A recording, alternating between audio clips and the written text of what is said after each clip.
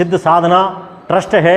इस ट्रस्ट के अध्यक्ष आदरणीय जितेंद्र तिवारी जी हैं। आप बहुमुखी प्रतिभा के धनी हैं। आप पेशे से वकील भी हैं।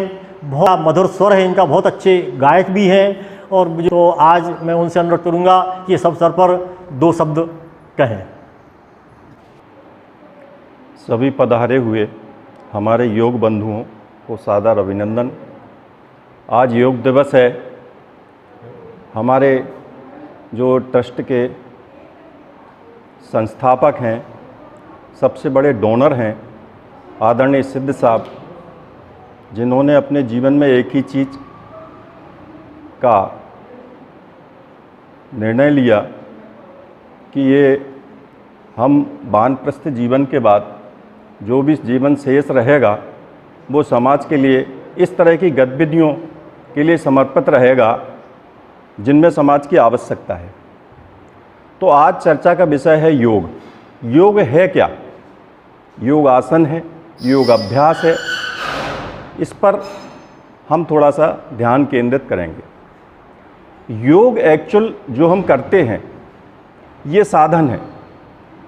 हम आसन करते हैं, हम प्राणायाम करते हैं, हम ध्यान में बैठते हैं, तो एक ये साधन है। वास्तविक योग का जो अर्थ है वो है धन। अगर अपन उसको सीधी भाषा में देखें, सरल भाषा में, तो योग शब्द जो बनता है वो धन से बनता है, प्लस टोटल। इसका जो मूल उद्देश्य ये है कि हम अपने आत्म तत्व से कैसे जुड़े। 2 जगत हैं दुनिया में, एक दिखाई देता है, एक नहीं दिखाई देता है। एक है पदार्थ जगत, शरीर हमारा पदार्थ जगत है। ये जो आप पूरा संसार देखते हैं, आंखें हमारी देखती हैं, ये पदार्थ जगत है। और हमारा जो हमारे अंदर सूक्ष्म तत्व है वो है हमारा सूक्ष्म जगत। तो सूक्ष्म जगत में जुड़ने के लिए, क्योंकि इस सृष्टि का जन्म सूक्ष्म से हुआ है, शून्य से हुआ है। शून्य से ध्वनि पैदा हुई, रिदम पैदा हुई, उसके बाद फिर धीरे धीरे जल, वायु इस तरह के सिस्टम में आया, तब ये पैदा हुआ। तो हम जो मूल तत्व हैं वो सूक्ष्म तत्व हैं। तो योग का जो मुख्य कार्य है वो हमको सूक्ष्म तत्व से जुड़ना। साधन हो सकते हैं, बिना साधनों के भी योग से जुड़ सकते लोग। ये जरूरी बिल्कुल नहीं है कि हम जब योग अभ्यास करेंगे, प्राणायाम करेंगे तो ही जुड़ेंगे। हाँ, लेकिन 90% संभावना ऐसी रहती है, हर व्यक्ति की क्षमता नहीं होती। 90% लोग जो है वो अभ्यास मार्गी होते हैं, बिना अभ्यास के जुड़ ही नहीं सकते। उसके लिए साधन बनाए हैं। हर व्यक्ति एरोप्लेन से नहीं जा सकता। बम्बई जाना है, बहुत छोटी सी आपको बात बता रहा हूँ, तो साधन क्या है? पैदल भी है, साइकिल भी है, बस भी है, कार भी है, ट्रेन भी है और एरोप्लेन भी है।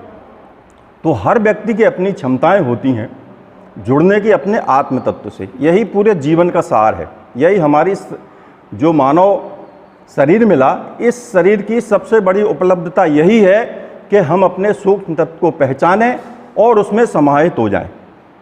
ये इसका तो उसमें अपने योग अभ्यास जो पतंजलि ने मार्ग बताया, उनने बहुत सी चीज़ें उसमें किया, यम, नियम, आसन, प्राणायाम, ध्यान, धारण, समाधि। प्राणायाम जो है उसमें सबसे महत्वपूर्ण है। वो क्यों है? हमारे अंदर जो 7 चक्र हैं, मूलाधार, स्वादिष्ठान, अनाहत, इनसे जुड़ने का एक माध्यम है। स्वास्थ्य तो हमको फ्री में मिलता है। जब हम बच्चे थे, बचपन थे, तो लोग आमों की गुठलियाँ इकट्ठा कर लिया करते थे। वो खरीदने वाले आते थे वन विभाग के, तो वो खरीदते थे क्योंकि उनको वो आम पैदा करते थे। तो ये कहावत बनी के आम गुठलियों के दाम। तो होता क्या है कि हम ये कर रहे हैं तो स्वास्थ्य तो हमको फ्री में मिल रहा है, लेकिन हम जुड़ते हैं अपने मूल स्रोतों से जो हमारे अंदर सूक्ष्म तत्व के एक तरह से सुप्त अवस्था में रहते हैं। उनकी जागरण की स्थिति प्राणायाम। जब कपालभाति करते हैं तो जो एब्डोमेन नीचे का पार्ट है ये जागृत होता है, इसको अपन करते हैं। जब भस्त्रिका करते हैं तो ऊपर के पोर्शन में, और जहाँ पर हमारी श्वास भी नहीं पहुँचती है वहाँ पहुँचती है ध्वनि, वो है भ्रामरी। जब हम इसमें स्पंदन करते हैं, बोलते हैं ओम। जब आप आँख बंद करते हैं, जब आप मुंह बंद करते हैं और कान बंद करते हैं, तो आप महसूस करेंगे कि इस पार्ट में एक ध्वनि की तरंगें पहुंचती हैं। एक्चुअली ये टॉप जो हमारा चक्र है, सहस्त्रार चक्र है, इस पर पहुंचने का माध्यम है।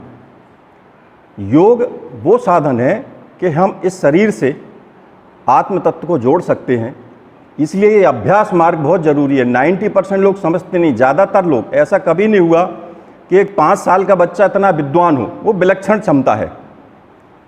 वो अलग चीज़ है कि लोग जुड़े हुए आए हैं, लाखों में हजारों में एक आध व्यक्ति होता है। इसलिए हम सबको मिलके, क्योंकि हम जब एक सीढ़ी पर चढ़ेंगे तो 10वीं सीढ़ी पर पहुंचेंगे। ये संसार जो संसार है, मानवीय संसार है, इसमें यही साधन सबसे अच्छा साधन है, अभ्यास मार्ग। तो पतंजलि ने अभ्यास मार्ग को चलाया, पतंजलि ने शोध किए, उस पर और आगे कई ऋषियों मुनियों ने बढ़ाया। और हमारे देश का ये सौभाग्य है कि हम जो है हमेशा पदार्थ जगत से दूर और सूक्ष्म जगत से जुड़ने की हमने कोशिश की है। इसमें हमारे सिद्ध साहब भी प्रयोग कर रहे हैं, योग अभ्यास कराते हैं, निस्वार्थ, किसी चाह के बगैर लगे रहते हैं। हम सब की तरफ से, पूरे ट्रस्ट की तरफ से, आप लोग आए समस्त जो अपने क्षेत्र की तरफ से बहुत बहुत धन्यवाद देते हैं कि इस तरह की आप ज्योति जलाते रहें, ताकि हम लोग और सभी इससे लाभान्वित होते रहें। आप लोग आए, बहुत बहुत धन्यवाद। तो इससे अच्छा हमारे सभी मित्रों ने और हमारे वरिष्ठ इस ट्रस्ट के संस्थापक द्वारा कहा गया कि एक गीत सुनाएं, तो मैं चाह रहा हूं कि ऐसा ही गीत हो जो इससे जुड़ा हुआ हो। तो जब हम संसार में आते हैं तो बिल्कुल साफ सुथरे आते हैं, बिना कर्म के, बिल्कुल। फिर जब यहाँ संसार में आते हैं तो तमाम तरह की चीज़ें एडॉप्ट होती हैं, कर्मानुसार ठीक तरह भी होते, कई बार ठीक तरह नहीं भी होते हैं। तो इस गीत में यही संदेश है कि अपने जीवन में ये प्रयास करें कि हम जैसे आए हैं, सूक्ष्म तत्व से पैदा हुए, उसी तरह हम संसार को छोड़ के जाएं, क्योंकि संसार तो यहीं रहेगा। एक तो संसार तो यहीं रहेगा। तो कबीर दास जी ने एक सुंदर रचना कही, 2 लाइन में आपको उसकी सुनाता हूँ। कबीरा जब हम पैदा हुए, कबीरा जब हम पैदा हुए, जग हंसे हम रोए, हम रोए। ऐसी करनी कर चलो,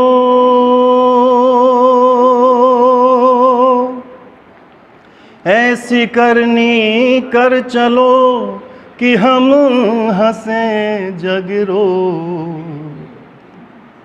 राम नामो प्रभु नामो, रस भीनी चदरिया, झीनी रे झीनी। राम नामो रस भीनी चदरिया, झीनी रे झीनी। जब संसार में आते हैं तो क्या प्रक्रिया होती है? शारीरिक, जब हमारा जन्म, एक्चुअल जन्म तो हम बाद में लेते हैं, लेकिन जन्म गर्भाधान के समय ही हमारा हो जाता है। अष्ट कमल का चरखा बनाया, देखिए इसमें भी योग है। 8 जो हमारे कमल है, 8 जो हमारे जो सुप्त पड़े हुए चक्र हैं, उनको कहा कमल। अष्ट कमल का चरखा बनाया, 5 तत्व की पूनी। 5 तत्व, पृथ्वी, आकाश, जल, वायु, अग्नि, इनसे निर्माण होता है शरीर। 5 तत्व की पूनी, और 9-10 मास बुनन में लागे। माँ के घर में 9-10 मास रहते हैं, तो उसको बनने में 9 महीने लगते हैं, 10 महीने लगते हैं। 9-10 मास बुनन में लागे, और बाहर आके क्या करते हैं? दिन दिन मैली कीनी चदरिया, झीनी रे झीनी। राम नाम प्रभु नाम रस भीनी चदरिया झीनी रे झीनी।